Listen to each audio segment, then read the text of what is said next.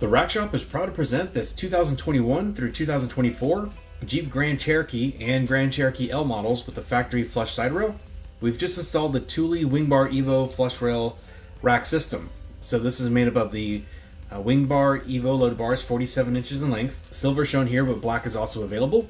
The flush rail Evo foot pack, and then a vehicle specific fitting kit 186120. The way this connects, there's actually a bracket that gets bolted to the back of the rail, and then the bar and leg combo rests on top of that. So there's a little bit of a gap between the rail and the bottom of the rubber base pad.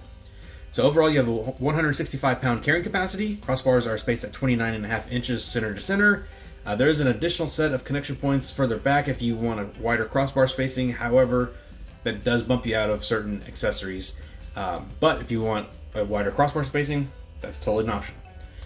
So anyways, that's been a quick walk around for this vehicle so you can see what that looks like. For more details, pictures, or to purchase this complete system with a couple clicks, visit the link in the description below. That's it for this one, but like always, thanks for watching.